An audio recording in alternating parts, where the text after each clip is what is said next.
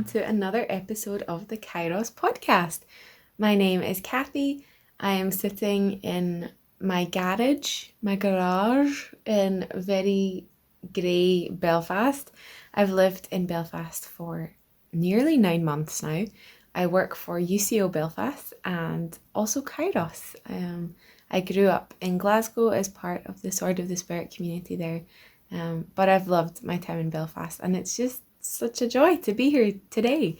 This is a hefty, big passage, and so I'm just going to get right into it. It's Mark 5, verses 21 to 43.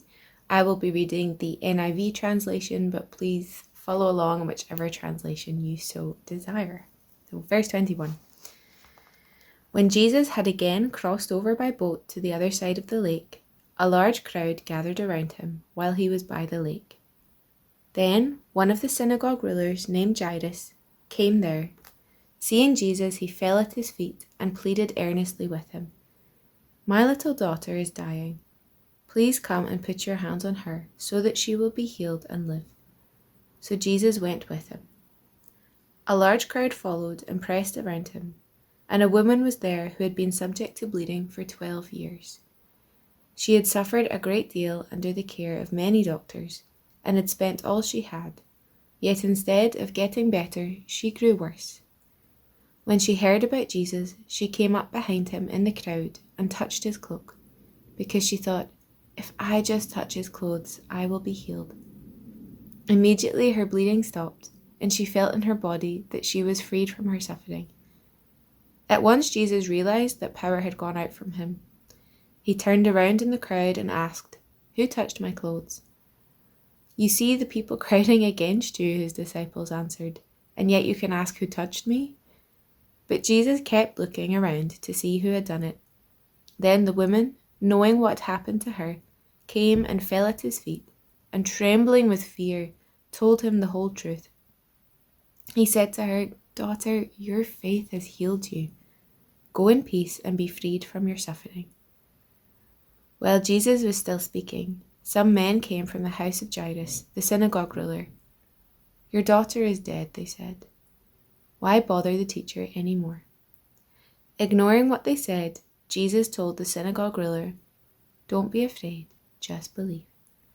He did not let anyone follow him except Peter, James, and John, the brother of James. When they came to the home of the synagogue ruler, Jesus saw a commotion, with people crying and wailing loudly. He went in and said to them, "Why all this commotion and wailing? The child is not dead, but asleep." But they laughed at him. After he put them all out, he took the child's father and mother and the disciples who were with him, and went in where the child was. He took her by the hand and said to her, "Talitha cum," which means, "Little girl, I say to you, get up." Immediately the girl stood up and walked around. She was 12 years old. At this, they were completely astonished. He gave strict orders not to let anyone know about this, and told them to give her something to eat. So, two of the main things that really stand out to me in this passage are Jesus' gentleness and his closeness. I find it helpful to take a step back sometimes and look at who's in the story. Jesus is fully human. He's also fully God, capable of more than we can imagine. He probably could have sat in the cool beside the lake and healed the dead girl and the sick woman from there, but he chose to come amongst them. In verse 30, when the woman touches him, he could have shrugged it off. He quite possibly knew who had touched him, but he still went after her because that was important. He seeks her out.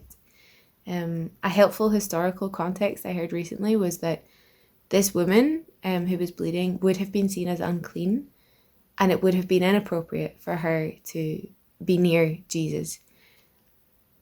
And yet, instead of reprimanding her when he finds her, Jesus says, "Daughter." He calls her daughter.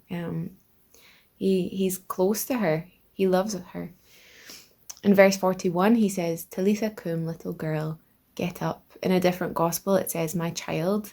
It's an affectionate term. In my country, we say wee one or small one. It's affectionate. It's endearing. That's who Jesus is. He's our Father. He loves us. He's a good Father. To be able to speak into someone's life, you need to be close. Something I have been reflecting on recently is the unchanging nature of God. Jesus in these stories is the same Jesus in my life today. And a lot of my experience of hearing God is him saying, Cathy, sweetheart, you're all right. You're okay. He already knows us. He knows that from before we were born. He knew who we were, who we would be. So there's nothing to fear. We don't have to hide in the crowd. We can walk freely into his arms and say, teach me to know your voice. He holds us close to us, and he has a plan. He knew that little girl was not dead. He knew. When I was 19 years old, I came to Northern Ireland on a mission trip, and I was desperate to move here after that. Every year I thought about moving or would talk to people about moving, and that wasn't God's plan for me at that point. Not from 19, 20, 21 onwards. And that was right. That was God's plan. He knew. And then last year, he opened every door possible, and it was the easiest transition and move of my life. And I say that as an encouragement that when things seem lost, when it seems like we can't reach our dreams, the things that our heart's desires, when people are sick, when by earthly standards, everything is lost, everything is hopeless, he's holding us and calling us daughter, calling us son, beloved, chosen. So I just encourage you today to run into his arms, to be held, and to trust that he has a plan. Thank you for being here. It's been such a delight, and God bless you. Ba ba